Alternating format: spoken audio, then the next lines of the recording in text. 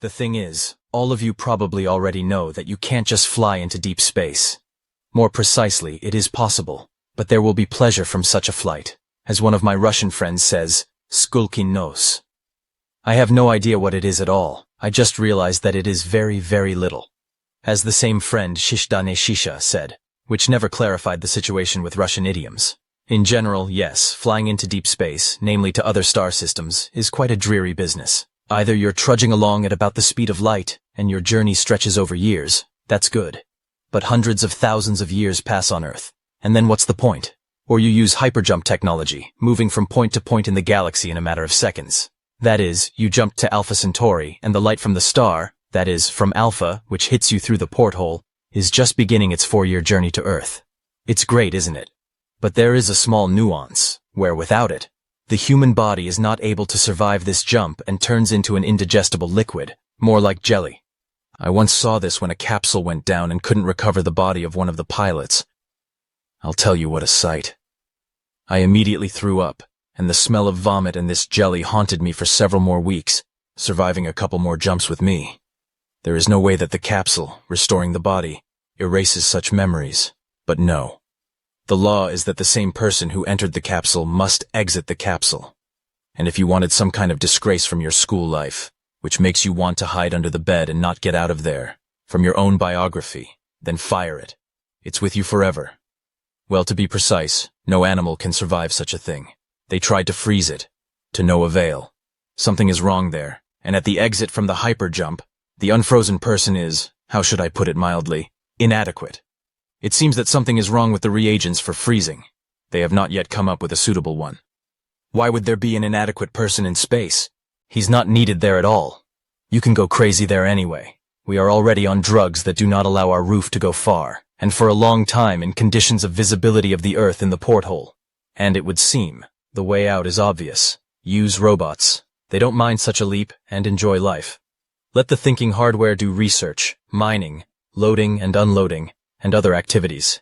And they seem to be used, but someone needs to repair them, do preventive maintenance and the like. Otherwise the nut will fly off and the whole automatic plant will stand up. And yes, repair robots break down too. Oh, I almost forgot. Every time after a jump you need to run a full diagnostic.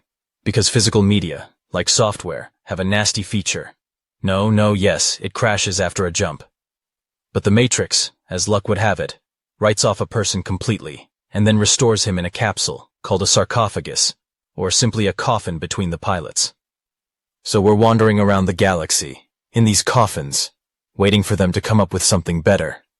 So, what am I talking about? Oh yes, in general we die every time a hyperjump occurs. But this is, if I may say so, a proper contractual death. So my Russian friend, who recently transferred to our board, told me a story that he once witnessed when they were walking on marching engines after jumping to a planet rich in mineral resources. There were robots working there, digging, mining, sorting, enriching, and all that.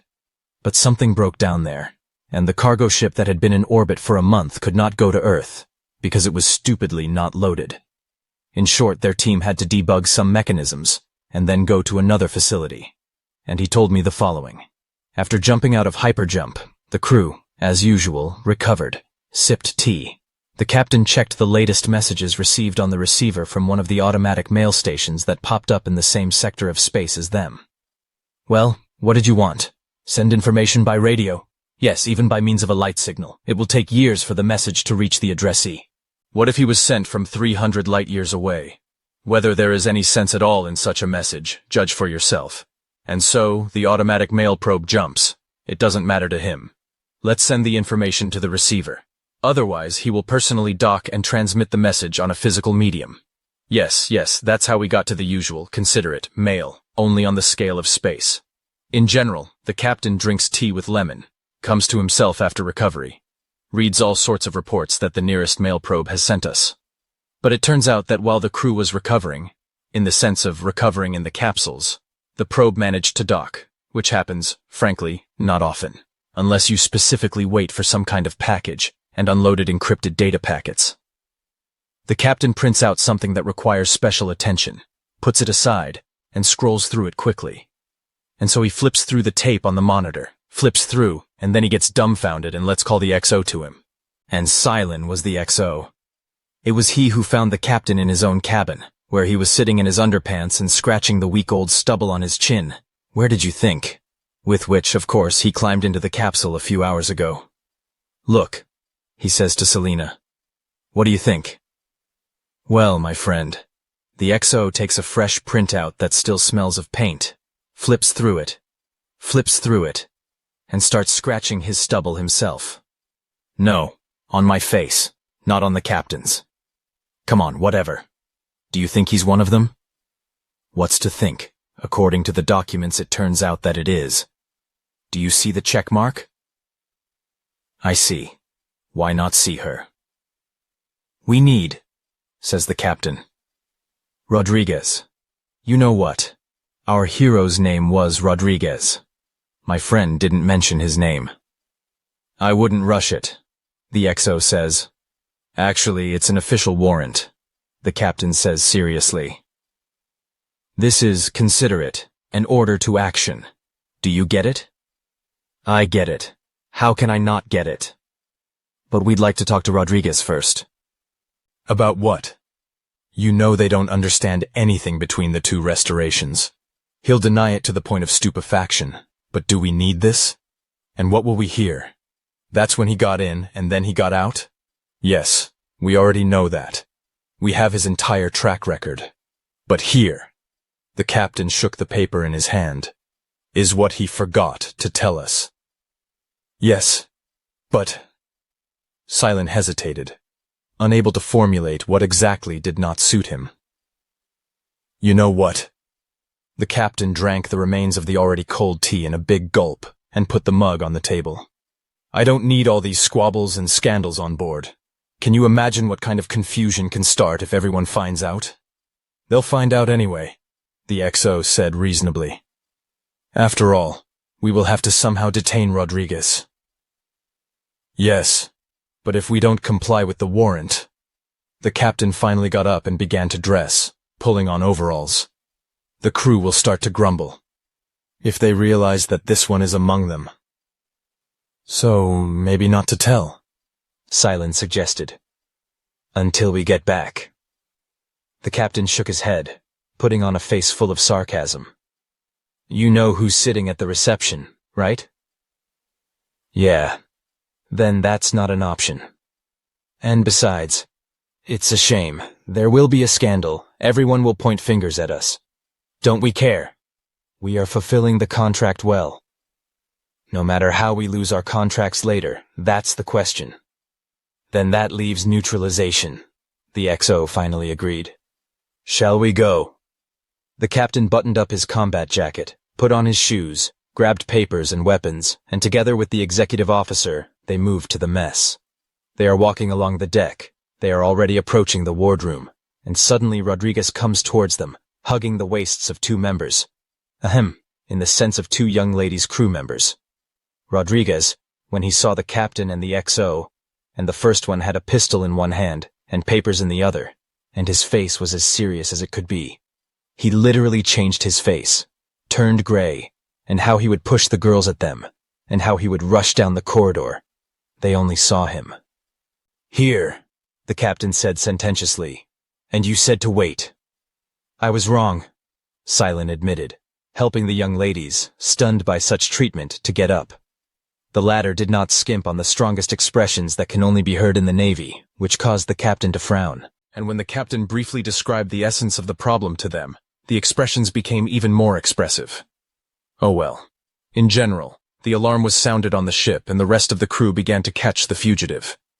The ship was still being tested and the AI was keeping the situation under control, along with reporting on where Rodriguez had been spotted recently. He immediately uploaded all the information to the captain's and XO's tablets, especially from those compartments where interruptions in the operation of surveillance systems were noticed. That's where we should have been looking for Rodriguez. Well, keep in mind that the latter may well be armed, because people like him can do anything, even the most terrible crime. They have nothing to lose. They need to understand. And the hunt began. Admittedly, at first Rodriguez did not even think to shoot back, which was somewhat alarming, and suggested that he did not have a weapon after all. But when the captain fired the first round of the pistol, Our heroes received the same one in response, which was extremely frapped. Yes, if anything, the bullets fired from it cannot penetrate the overlap or the side. Special ammunition with reduced kinetics and a special alloy. And interestingly, Rodriguez turned out to have the same one, which suggested that he did not want to be thrown into outer space by decompression at all. Well, yes, why am I telling you this? You already know that. But who knows, maybe he has a couple of magazines with regular live ammunition. Well, let's say it won't break through the skin, but it's not a big deal to damage the equipment, and this may lead to a violation of the terms of the contract. And the ship, you know, costs money, and then you'll get tired of writing explanations that you're not a camel, and that you're not going to pay damages to the company in light of force majeure, and it's not a fact that the company won't drag you through the courts. Anyway, this Rodriguez gave them problems. In short, they chased him around the decks and compartments, and several times they even thought that they had completely lost him. Although I can't imagine how this is possible on a ship. But Rodriguez was clever, no other way. At some point, it was thought that he had decided to self-destruct, so to speak, by throwing himself into outer space when the airlock was detected opening. But the sensors did not detect any objects near the ship. I have no idea how he managed to trick the ship's AI, but as it turned out, he actually put on a spacesuit at some point and waited outside the hull for a while, and then returned back on board. There, however, I made a mistake and got into the field of view of the cameras. Meanwhile, the captain was already thinking about ignoring all reputational risks and waiting for docking with the orbital base. Let them look for him there. Listen, why are we sweating? Silent asked. Let's wait for the jump, and then wash the ship? What if he crawls into some crevice where he can't get out? Imagine how it will stink later. This is not to mention the risk that he will be able to climb into the capsule just before the jump. And this is far from a zero probability. Well, the XO had to agree with the captain. Especially since there was a case in his practice when one pretzel got drunk because of unhappy love, caught a bruise, climbed between the bulkheads, and did not send everyone to hell for any persuasion. And when the ship took off, not to lose money to everyone else, he was smeared with a thin layer all over the ship, which took a long time and hard to clean. Although the captain, in the opinion of the executive officer, was still very overly cautious. For a long time or not, Rodriguez was caught in one of the compartments, where no one really looked. He burned down, as I said before the AI. Well, he quickly gave his location to the captain. The people, as soon as they heard about it, rushed to the cache with the whole crew in order to resolve the issue and execute the warrant before docking with the orbital base, where they could send a message with a report to Earth. The captain and the XO are standing in the compartment. Rodriguez had run out of bullets by that time. The rest of the crew are looking in the door behind them, waiting for the denouement. Hey, listen, Rodriguez said to the captain on his knees, in an ingratiating tone that was completely out of character for him. What are you really? Well, who doesn't? It's nothing, by God. Well, I wanted to earn extra money over the agreed rate. What's the big deal here? At this point, something clicked in the XO's head, but not so much, as he continued to hold the fugitive at gunpoint, and the captain holds papers in one hand and a pistol in the other.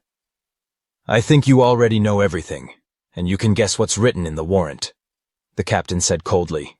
Like, why are you trying to sharpen your teeth with someone like Rodriguez? And starts pointing the barrel at him. And Rodriguez threw his eyes at the documents in the captain's hand, noticed something there, and his eyes widened like a Morgan dollar, and he screamed, "No, not that!" But the captain had already pulled the trigger, and ended the existence of this body with one precise shot between the eyes. Well, it was difficult to miss there. That's what they all say, the captain said dryly.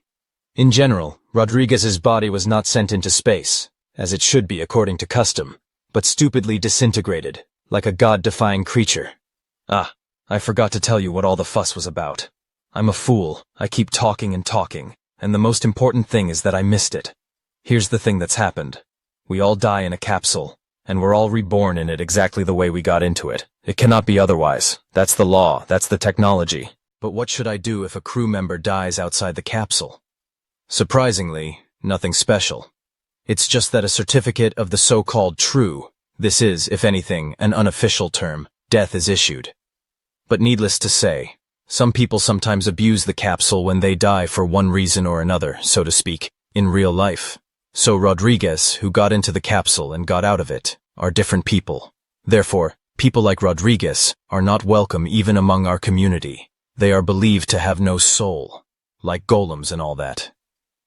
How do people like Rodriguez come about? Well, there have always been unscrupulous dealers who, having obtained a capsule, or even more than one, offered recovery services in the event of a client's death outside the capsule.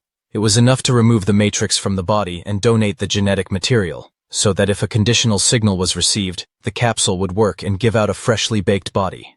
For an additional fee, such dealers could offer services to create a legend, as well as to search and collect information about a client until the moment of death outside the capsule, so that he could, if not a complete idiot, and such are very, very common, learn it and, if necessary, try to excuse himself from the authorities. After all, golems don't remember the events between two recoveries, but all this with a pitchfork on the water. By and large, each such golem is on its own. But the thing is, Rodriguez wasn't a golem. The error came out. They are, of course, rare, but they do happen. But at that moment, the captain and the others were convinced that there was a golem in front of them. Then why did he run? I asked Silent once. If he's not a golem, he'd try to explain. I was scared. What? Contraband on board. Forbidden. It's like any kind of smuggling is prohibited, but there is one that is prohibited. He took her to distant stations, but we found out later, during the investigation. He decided that they had found him out and decided to take him under arrest. Although he could have been killed for such a counterattack during his arrest, maybe that's why he went on the run. But he's on a ship! There's nowhere to escape anyway.